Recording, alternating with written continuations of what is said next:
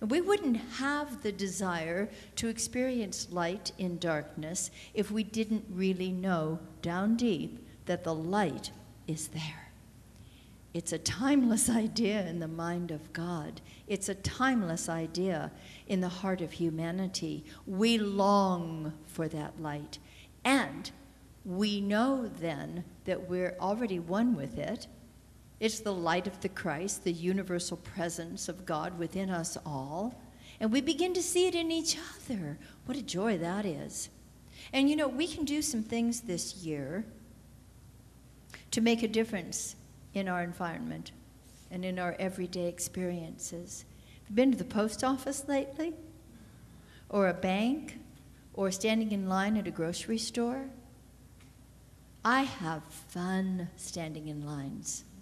I do, because I bring my consciousness with me as you do, your consciousness with you. And we can change the entire room.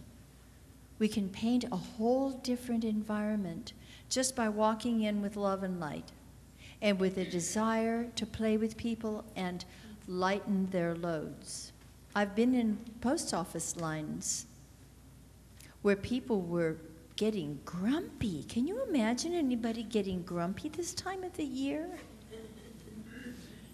And I love to reframe that. I go in with a smile on my face and I want to make eye contact and connect with people. And when I do, and they say, oh, why do they have so few clerks this time of year? And I will be compassionate, but I also won't enter into that conversation. I'll change into something like, well, yeah, I can see you have a lot of packages to mail. And have you seen how efficient all these people are back there? They're really doing their best to move us on out and into our wonderful days. And then I start to play and we joke, and the next thing I know, it's a ripple going down the line. You want to have some fun this week? Go to the mall. Play with the salespeople and those who are in line waiting, and bring a little Christmas spirit to it. You don't have to wait for a whole week. You can go ahead and be Santa Claus right now. And that's what I mean by believing in Santa Claus. It's you and it's me. And we have the opportunity to make a difference. Years ago, there was a woman who was recently divorced. And it was getting to be Christmas time. She and her then husband had 3 little children, 4, 6, 8. And the desire was to spend as much time with each of them as each parent could.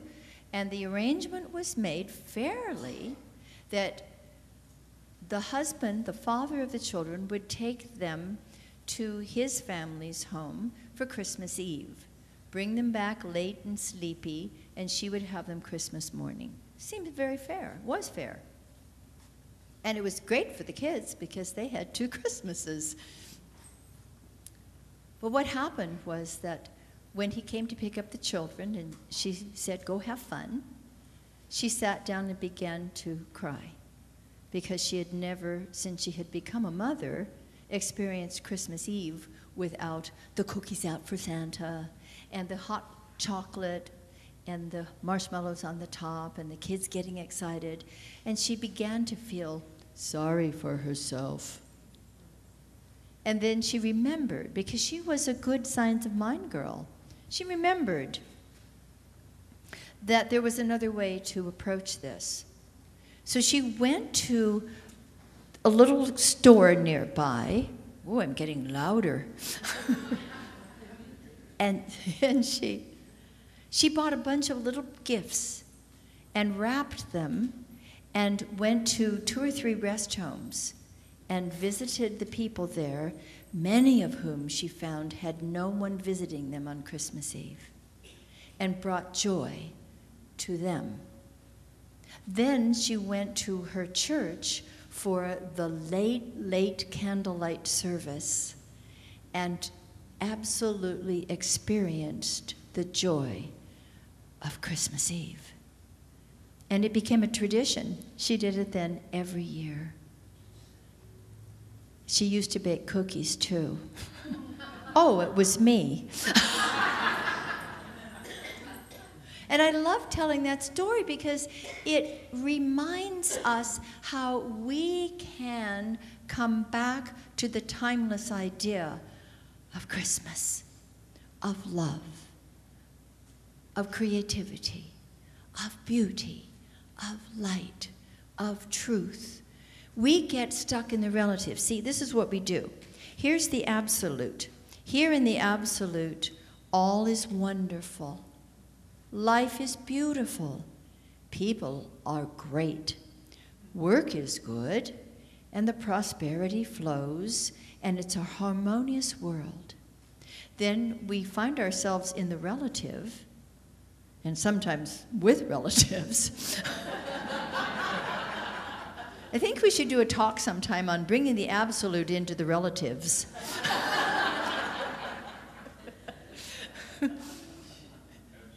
And so here we are, where we stub our toes, or we stub our hearts, or we find that there's too much month left over at the end of the money, or somebody says a word that makes us feel badly, and we take off from there.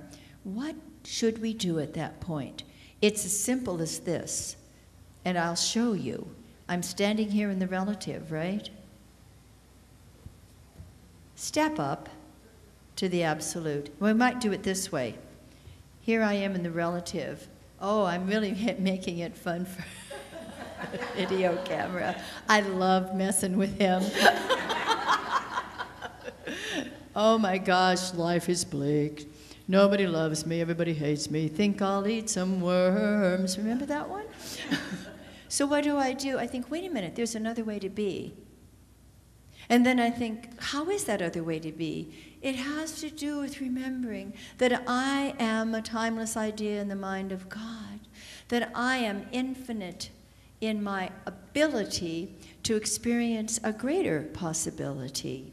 And so I remember that I am not separate from God. God and I are one, and it's not God and I, it's God as I.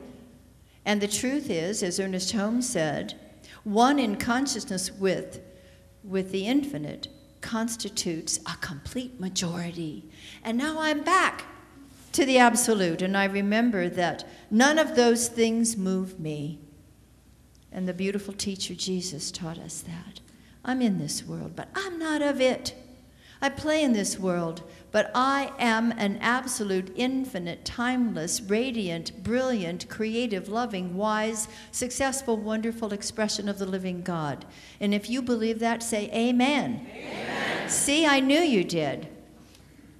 When we remember who we are, we're living back in the absolute sense of our being. And there's nothing to do, and there's nothing to fix, and there's no place to go that we have to go complain or cry about anything. We come back to our truth, and we live in our truth. And the truth sets us free. And it keeps us free when we remain in it.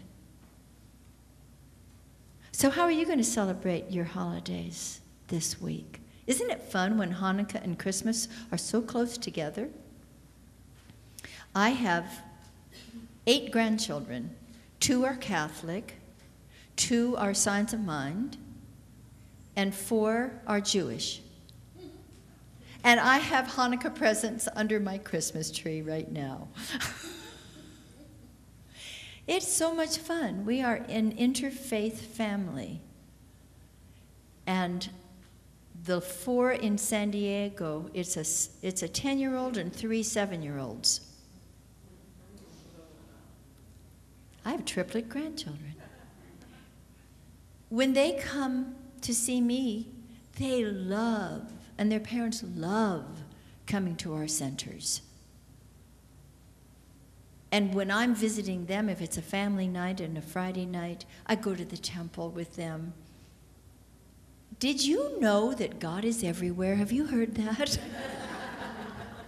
Did you know that God is in the Methodist Church?